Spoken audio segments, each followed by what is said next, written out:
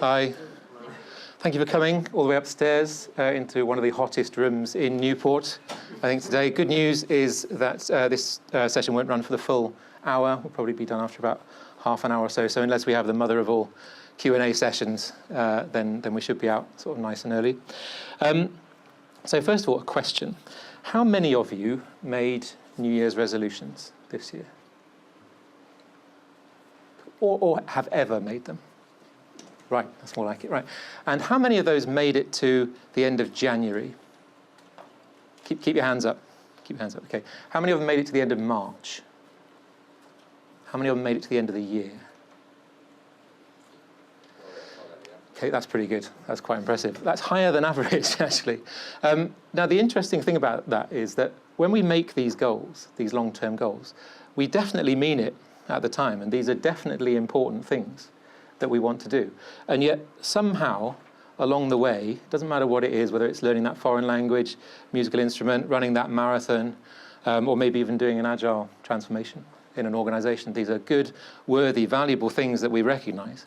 But for some reason, we don't quite get to see them through, or we don't get the maximum value out of them. So here's the hypothesis. The hypothesis is that we hijack ourselves. There's a little bit inside of us that actually stops us, actively stops us from getting the most out of these things and from achieving the goals that we set ourselves, both professionally and in work. So first up, a clue that it's about us. So this is the top three reasons, top three challenges experienced during Agile transformations. This is the State of Agile report in its 12th year now. And this is pretty much the top three every year, certainly for the last 8 or 9 years it has been. And what you'll notice about those top three reasons is that they're nothing to do with business process or practices. They are to do with people. They're to do with people believing in something or backing something up. So it's to do with sort of human behavior. And I think that's the interesting bit. And it's sort of quite a, relatively, for me anyway, a recent realization that this Agile stuff, the higher end, higher value bits of it, are to do with people transformation, rather than organizations. So this is where I'm going to start talking about the Chimp Paradox. Has anybody read the Chimp Paradox? Or heard it? Yeah, heard it before? Started reading it. Stick with it. It's good. Well, you might make your own mind up.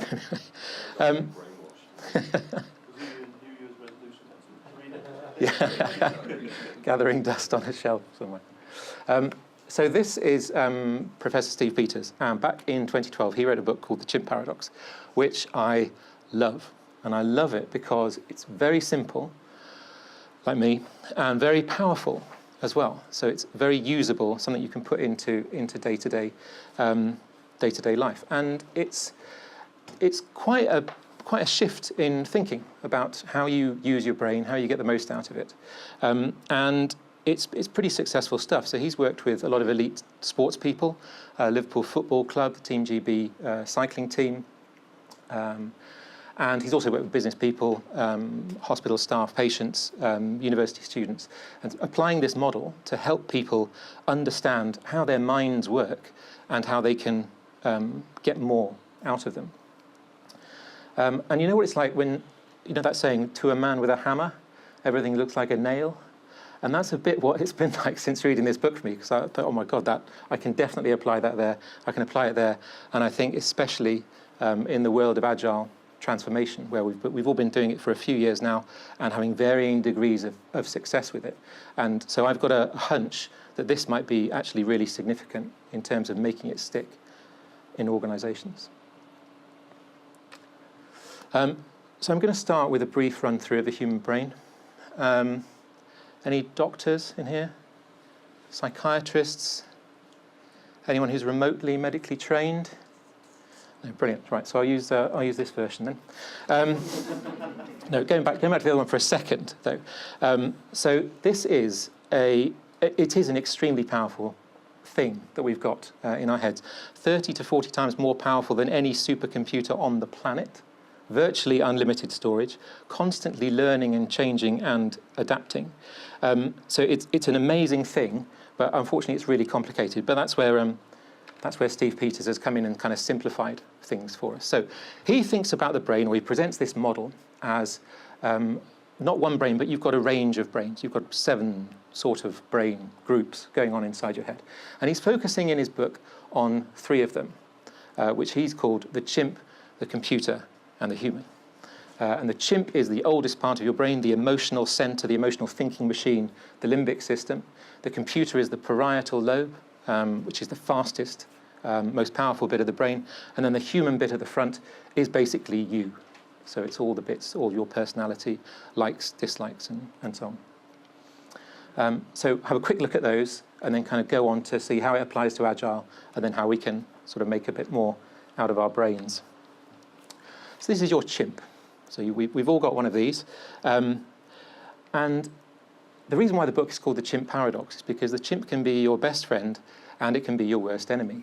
Your best friend because it's in charge of looking out for risks. Its primary drive is the continuation of the species.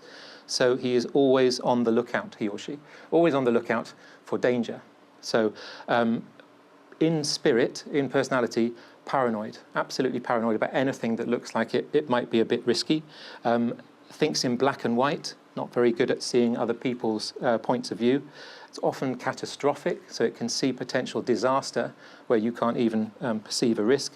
And it's also in charge of feelings that you experience which might be a little bit unpleasant, feelings like anger and guilt, anxiety, regret, and that sort of thing. He's also heavily into blame. So it's a primitive part of the brain, but very, very powerful. Important fact about him is that he is 5 times stronger and 5 times faster than the human part of your brain. Yep. And that's an important fact to bear in mind. So it's a key part of you. It's an emotional thinking machine that you were given when you were born. It doesn't change. It's pretty consistent in its drives, but you can learn to manage it. Does it make sense? And also, other thing to bear in mind, it's not good or bad. It's just a chimp. Yep. So let's go on to have a look at you. So here's you. Here's the human. This is you going for your morning run because you got up at 5 o'clock this morning because you knew running was good for you. You're going to head back and have your vegetable smoothie for breakfast before heading into work and adding an extraordinary amount of value to your organization. So the human is basically the best version of you.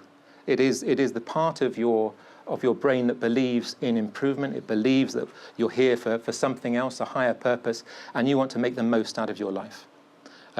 You accept things like there will be challenges in life. You can see shades of grey in arguments. You have perspective. You can use logic to interpret information around you. Facts and truth are kind of what makes sense to you, and that's how you form your opinions and plans of action. So it's who you really are, and it's who you want to be, and who you actually really are when you're not being hijacked by your chimp. So the delta is how good you are at managing your chimp. Yeah, makes sense? Cool. So then we get the third bit of the brain, the computer. Now this, as I said, is the fastest bit of the brain, 20 times faster, in fact, than the human. And this is where learned programs go. So this is the stuff that we do, that we repeat over and over again until we get good at it and it becomes automatic. So elite sports people, Harry Kane taking a penalty, Johnny Wilkinson dropping a drop goal, bad example, I know, in Wales. But so these are things where somebody has mastered something or practiced it to such an extent that it has become automatic. So anybody who's really nailed a musical instrument, a concert pianist, for example, will be playing the piano using the parietal part of their brain. Yeah, so it's just completely automatic. And so stuff gets in there through repetition. It also gets in there through powerful experiences. And the stuff that gets in there can fall broadly into 3 categories. So there are autopilots, which are helpful, constructive, quick programs. There are gremlins, which are unhelpful, automatic patterns, and goblins, which are even more severe, unhelpful patterns. But the difference between gremlins and goblins being the age at which you acquired them. So anything 8 years old and younger tends to be a goblin, really powerful. Not much you're going to be able to do about correcting those because they're in there for life. You're going to need to just work with them. Above 8 years old, it's a gremlin, and it's the sort of thing you can work on with coaching or psychiatry or whatever, counselling. So autopilots, gremlins, and goblins. It is 20 times faster than the human, and 4 times faster than the chimp. So it's a really powerful part of the brain. It's also where our values live. It's the stuff that we've been exposed to that has sort of distilled into a sort of a higher level of stronger than likes and dislikes. But so you know what I mean by values, and that's where they reside. So 3 independent brains in the same head, all capable of acting independently, but more often than not, operating together. So a little example of how it works. Right, so there is some sort of input. Rule number 1, all input goes to your chimp first. That's just how we're wired. It comes in and it's assessed by the chimp for risk, because it needs to know if there's a risk to our safety, to our life. So the chimp very quickly then does a check into the computer. Split second. Have I seen this sort of scenario before? Do I need to do anything instantly with it? If there is something in the computer, then it will follow the autopilot or the gremlin. Good example of gremlins, actually. Do you know we're born with 2 phobias? There are only 2 phobias that we're born with. Do you know what they are? Noise and falling? Loud noises and falling, yeah, very well done. All the others we learn. All the others we acquire. Those 2 things that happen, yeah, maybe, yeah. Well, hopefully not.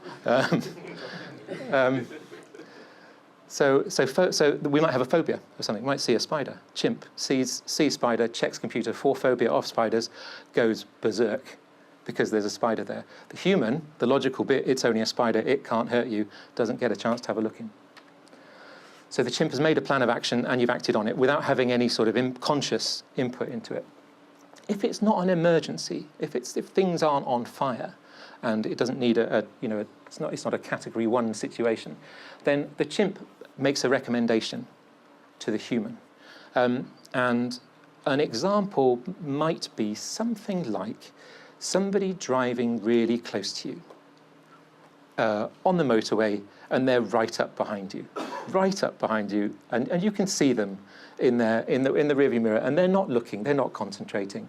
Now your chimp will be getting highly animated about this because there's an invasion of personal territory that's happening there, and there's a challenge that's taken place. Your human, on the other hand, might just say, "Well, that's a bit of a silly thing to do," but your chimp might have already decided to react. Your chimp might already be in charge of your hand, giving the person behind you a special welcoming gesture and some advice on their driving or something like that. So that's an example of where the chimp's seen something and it's acted kind of without your permission. You review it afterwards with the human and you realise, well, there was no need for me to do that. It didn't make any difference to anything. And ultimately, maybe I need to learn to control my automatic reactions to things a bit better. But anyway, all being well, the offer goes to the chimp and then to the human, and then the human then makes its own plan of action, which it acts upon. Notice the human checking in the computer as well. So a different example. So say hypothetically, say for example, your boss tells you you've got to give a presentation at a conference, and you haven't done it before, hypothetically. And so you're given this input, and it's a few months ago, say. And at the beginning, it's quite a long way off. And so your chimp doesn't get too animated about it because it's ages away. And actually, it'll be quite good. You stand up in front of a group of people and you talk, and it's good for your ego and stuff. As the time gets nearer, you start to get a little bit nervous about this. The chimp is getting a bit nervous. And so, well, what if it doesn't go well? What if I walk into the room and everybody hates me? what if they start shouting and throwing things and stuff? And all of these thoughts are happening, consciously or not, but they are happening, and you will experience physical symptoms of stress, because the emotion that the chimp is in charge of, that fight, flight, or freeze response, is really powerful, and it can affect the chemistry in your body. It releases cortisol. And if you hook somebody to a brain scanner when they're under stress, you can see the blood flow going to the limbic part of the brain and coming away from the frontal lobe. So under stress, we become literally less human. We become less able to process shades of grey. Cognitive ability is impaired, and they tested this in fighter pilots, where under acute stress, the first sense that you lose is your sense of hearing. So you literally stop being able to hear people giving you advice, because your brain is just focusing on survival, and it's thinking, what can it do? And it's literally pushing all the blood to your limbs and to your vision and so on, to try and work out an escape route or a battle plan of some sort. So really quite complex, quite powerful things. If you don't address that fight, flight, or freeze response, then what you end up with is low-level stress, because you've got a chimp who's still active and agitated, and it will continue to affect your chemistry, but on a lower level. And I think that's what a lot of people live with at work a lot of the time. I think recent surveys put it between sort of 70 and 80% of people working in IT, software development in particular, who are experiencing stress, chronic stress, on an ongoing basis. And that's all to do with the daily, some of the issues which I'll go on to talk about in a minute. So how do you know who's in charge? So you do something, you react to a situation. Sometimes it's clear-cut, but sometimes it isn't. And there's a really simple test that Steve Peters recommends in the book, which is to kind of analyse the feelings that you're getting. So how am I feeling at the moment, and do I want those feelings? Am I feeling anxious? Am I feeling worried? Am I feeling angry? And if the answer to those is yes, to any of those, then it's probably the chimp that's in charge, or more in charge than the human. So it's a sign that you need to do some sort of intervention. You need to do some chimp management, to put it in his terms. Also, if you have a bit of an internal dialogue and you're hearing lots of stuff like can't and never and should have, and but I feel, but I can't, but I just don't want to, sort of stuff, that is all the chimp as well. Because, and again, I'll explain that a little bit further on. But bottom line, the more stress you're under, the more influential the chimp is going to be, because the more unbalanced that relationship is. So, what's the problem? What's the problem with Agile? Because Agile is all good, right? So, first things first, Agile is all about change. It's about, chimps do not like change. They are paranoid, they're looking out for risk absolutely everywhere they go. People aren't mad keen on change, I've noticed. But chimps especially, any sort of change represents a risk, it's into the unknown, and they don't know what's going to happen. And they are just not wired to accept that thing. So inherent in an Agile approach, and we're basically promising an entire future of change. It's the sort of change that we're never going to get to our destination. It's just going to carry on changing and iterating and evolving, and very difficult to get a chimp on side to sign up for something like that. Next thing, a personal beef of mine is, I think, the way in which, and I've done it, been sort of preaching the Agile, the good book around the organisation. This Agile stuff is great. Let me come in, let me talk about Agile to you. And funnily enough, going in and kind of holding up a mirror and kind of saying to people, that way that you've been working for all this time, that doesn't really make sense. What about doing this? Funnily enough, that winds people up. Because actually they were quite happy with how they were working. Or maybe not quite happy, but happier than you coming in and telling them that they're doing it wrong. And then the Agile practitioners, like me, we go, oh God, it's unbearable. They just don't get it. Why can't people see how brilliant this stuff is? Why can't they just do it? And we spend a lot of our time sort of what we call managing resistance to agile transformation and stuff.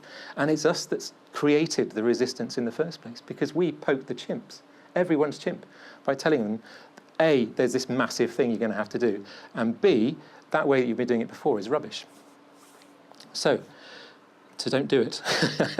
And I suppose the thing I've learned is that the start of the dialogue is about understanding, listening first, understanding people's situations, addressing business problems. So using agile tools, perspectives, values to address business problems rather than trying to sell agile onto somebody. So number 3, it is massive. You've seen this before. This is the Agile Onion from Simon Power's Adventures with Agile. And it's sort of accepted that nearer the center, you've got the sort of the superficial stuff, very visible, but actually pretty low impact in terms of transforming an organization. Higher up, you've got the principles and the values, and then more recently, the mindset sort of been wrapped around it that you need to get the higher value, the big wins from adopting Agile. But either way, so you're looking at something, so you're going to have to change the way you work, you're going to have to change the principles that you hold dear, you're going to have to swap some of those values you've got buried in your computer for these new ones that we've got, and by the way, you'll need a new mindset to go with it. And that mindset, just in passing, was defined, I think, quite succinctly by the 3 beliefs of people, complexity, and proactivity. Complexity being the acceptance that we're operating in a complex environment, that sort of top left of the Cynefin framework. So we don't know the outcome quite often when we set out on things, and actually the best approach is to experiment, to probe, sense, and respond, rather than trying to construct the big plan and drive it through in the simple area. And then people belief, which is it's basically underpinning all of that autonomous team, self-organizing team. So believing that people are brilliant and you hire smart people, so why not get out of their way and let them get on and be smart and add some value. And then the proactivity belief, which is that if left to their own devices, people will improve things. People closest to the work, who are the best informed, will improve stuff on a day-to-day basis. So 3 simple beliefs, but 3 beliefs I think that a lot of leadership still haven't fully bought into. And I think part of the reason is because they've got competing beliefs or competing values which are in their heads, which are still kind of buried in that old command and control mentality. So number 4, it affects territory. Agile affects territory. It affects the definition of who we are. And I think this is especially true for leadership and for sort of middle management. I think I've seen examples where organizations sort of get it at the boardroom level and they get it in terms of the teams that are implementing the work. But that middle management layer really isn't clear on how its role has evolved and changed as a result of this new paradigm. And territory is really important to chimps. Anything that affects territory. And we're just wired that way. If you sit, there are experiments that have been done. You sit people on opposite sides of a table, and they got their stuff on the table, and then one person will push their stuff just over the imaginary line that's in the middle of it, and then measuring the stress in the other person, they actually start to get a bit agitated about it. It's like, oh my God, this is awkward. And of course, being British, we tend to kind of suck all that up until we reach snapping point. So number 5, it affects the troop. So troops are important. Troops are the kind of the social, the high value networks that we develop at work. They are sort of the informal structure of the organizations that we work in. And you take a principle like cross-functional teams, for example. You say, okay, this makes perfect sense from an Agile point of view. We will have cross-functional teams, completely independent, and they've got everything they need in the team. Sounds great. Human can definitely buy into that.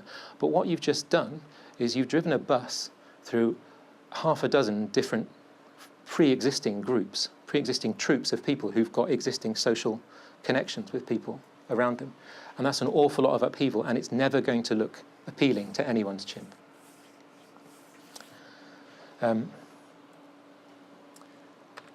So here's the thing. So Agile, all of this stuff, very, very good. And we get that. And then we may sort of say, well, if you can't see that, if you can't see the value in that, then you're sort of missing a trick. You're sort of one of those people who don't. You're one of those sort of anti-agile, non-agile people who don't get it. And I think this is where we've got to be extremely careful. So, for example, McGregor from the 1950s, motivational theory. So theory X managers, X is as in no. So these believe that the workers are fundamentally lazy. That left to their own devices, they will prefer to do nothing unless you give them a kicking or a carrot and a stick setup. They'll be resistant to change. They'll need really close supervision in order to do anything. They're not creative unless they're trying to get around rules or something. So this is this cat here. The theory Y view of management and of human motivation is that people are self-motivated to fulfill their full potential. They need to work, they want to work, and they want to add value. They want to be valuable. They are highly creative, and they thrive on being given some responsibility. Yes, I'm getting all of that from a cat looking in a mirror and seeing a tiger. And they want to improve. And this is sort of closer to Dan Pink's work on motivation, the autonomy, mastery, and purpose. And so we look at a model like that and we think, oh yeah, well we're obviously we're kind of theory Y managers, obviously, because we get this. But the truth of it is that we're all both.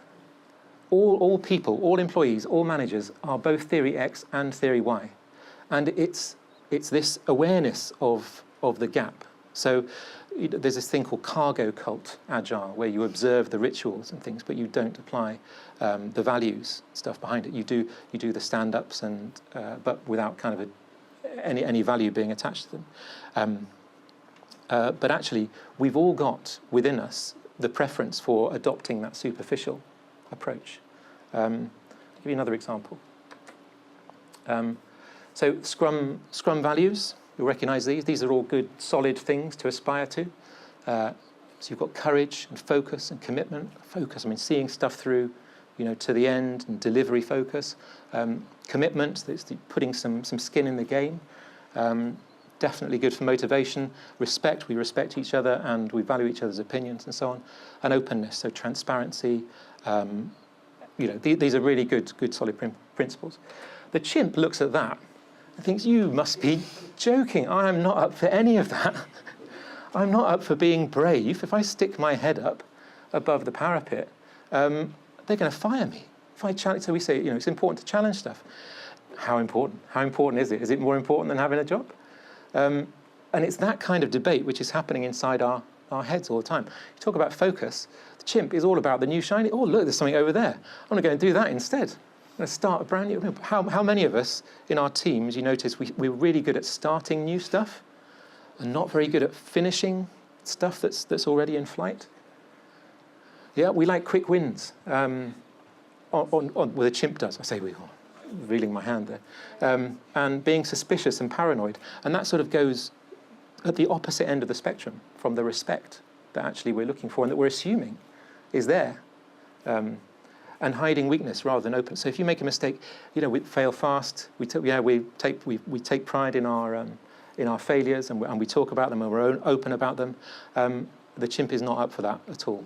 He doesn't want to be taking responsibility for anything. So he'll be burying stuff. He'll be burying mistakes that he's made and making sure nobody finds out about them. But again, it's the gap. It's the gap. We sign up to the headline stuff and we don't sort of recognise that we all have this agenda somewhere inside us as well that does actively need to be managed. Here's another one. 5 dysfunctions of a team. You recognise this? Patrick Lencioni. So starts at the bottom with an absence of trust. Leads to a fear of conflict, lack of commitment, and so on. This is a chimp dream. This is something the chimp can sign up for. Avoidance of accountability. Now you're talking. That's the chimp sort of gig he can get in on. Absence of trust, fear of conflict. All of these things are absolutely the things that the chimp relies on. So you've got to be aware that this stuff is actually inside of us all. We've all got the potential to do this stuff, and we sort of like to think that we've evolved, that we can clearly recognise that these are positive things and we would always stick to them. And again, this is to do with the human brain being under stress. The more stressed we are, the more we're likely to kind of swing to the chimp's view of things. I don't know if any of you can relate to the idea of a relatively senior kind of stakeholder who's very supportive of Agile broadly, right up until the moment when he realises that he's not going to get his stuff at the end of the month. And then he's not so hot on team autonomy and self-organising things, because that's when he will want to come in and micromanage and get things over the line and get the delivery done because somebody has to, or something equally kind of destructive. So these sort of drives are hidden quite deeply within us, but under stress, they can often surface.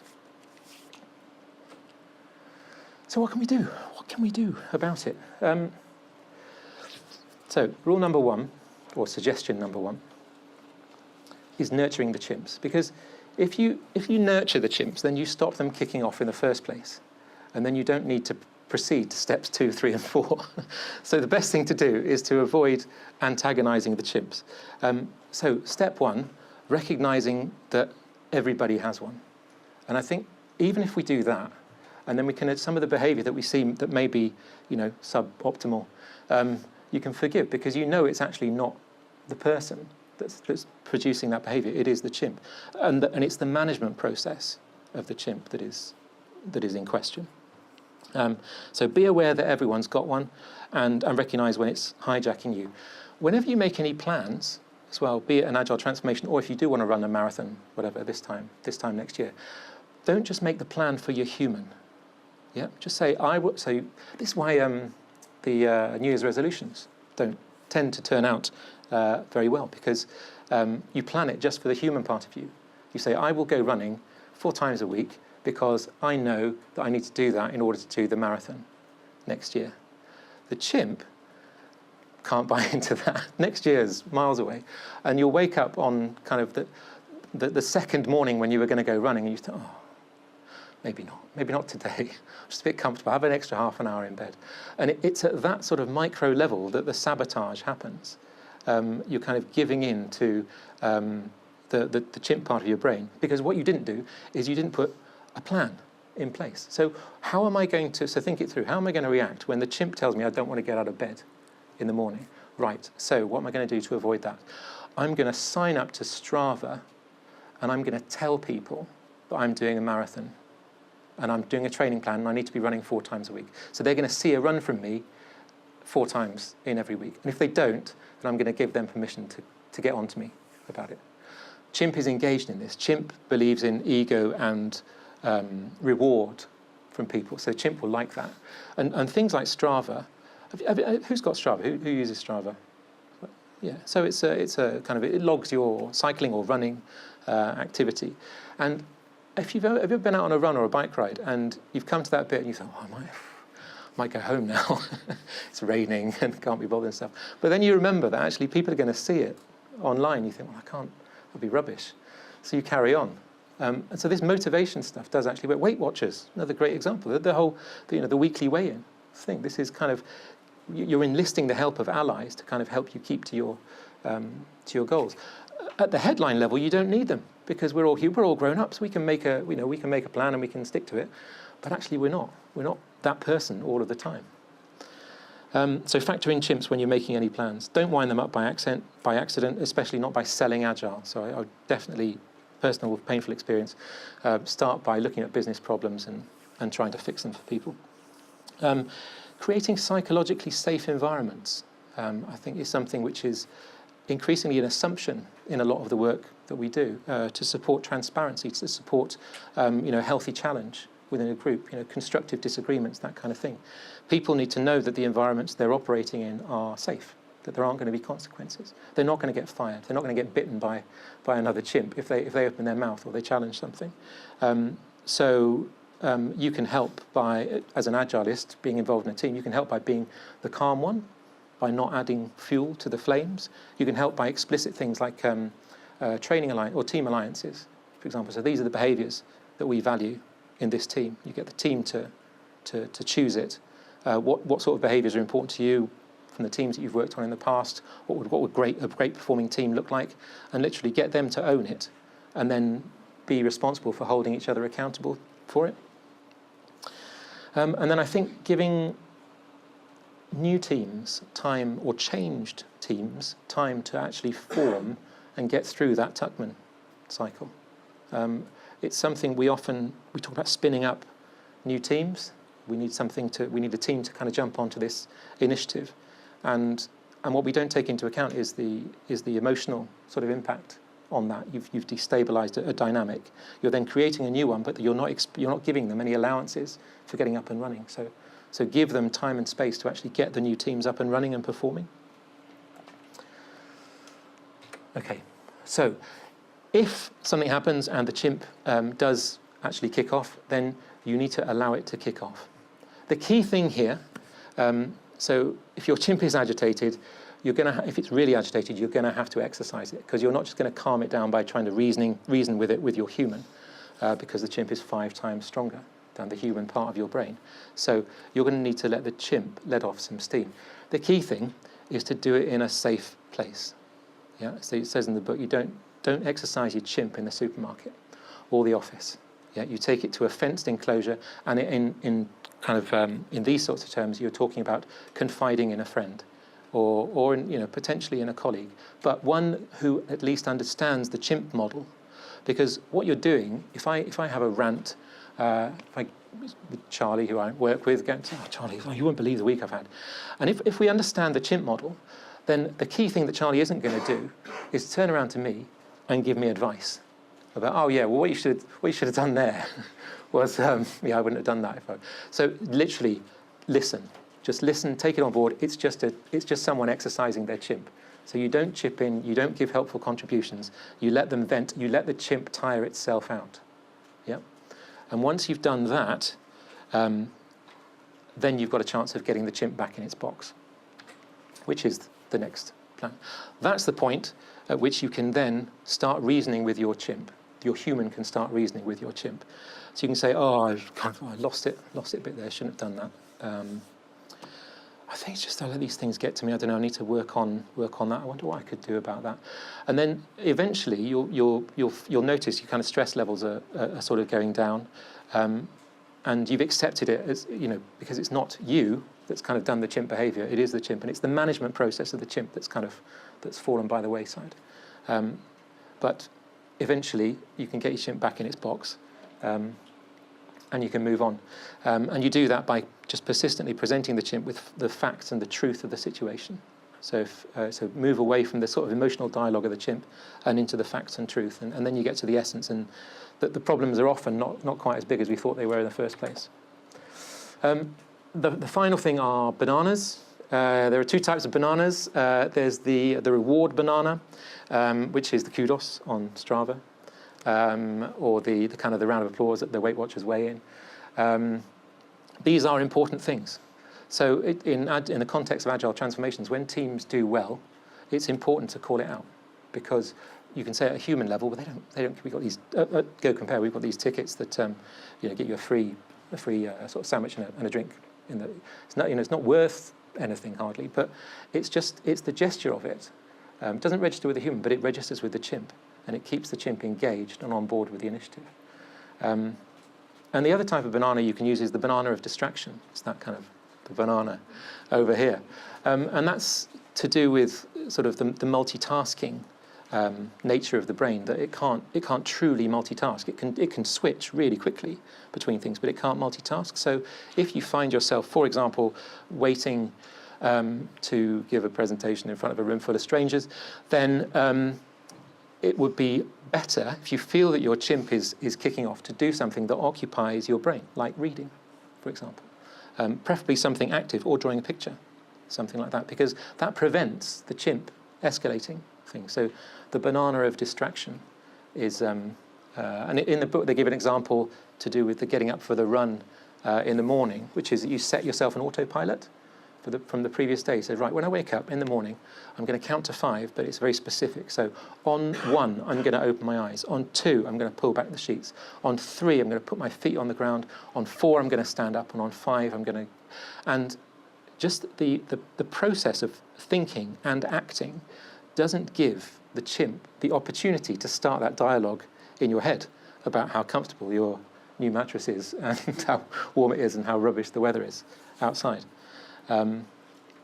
and again, the principle of getting an ally to sort of check in on you. This is a key principle behind coaching, is that somebody will make a commitment towards doing something, and the question is how can I help you keep yourself accountable for that? And sometimes it's enough to just promise to check in on people and see how they're doing, and just they know that they've got that check-in coming up, and it's just enough to keep people engaged.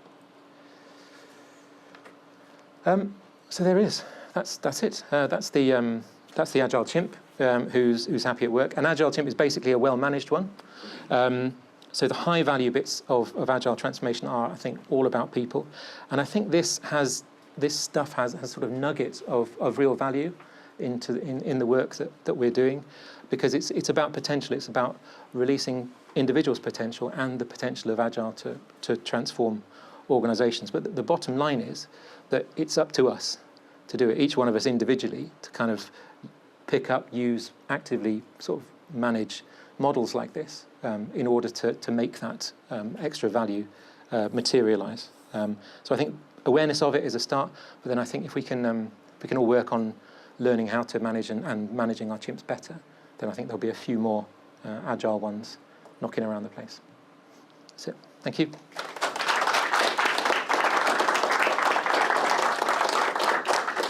So I appreciate it's hot and everyone wants to get out of this room. But if there are any questions, ask me now, or I'm going to be here all day tomorrow as well. So just come and find me.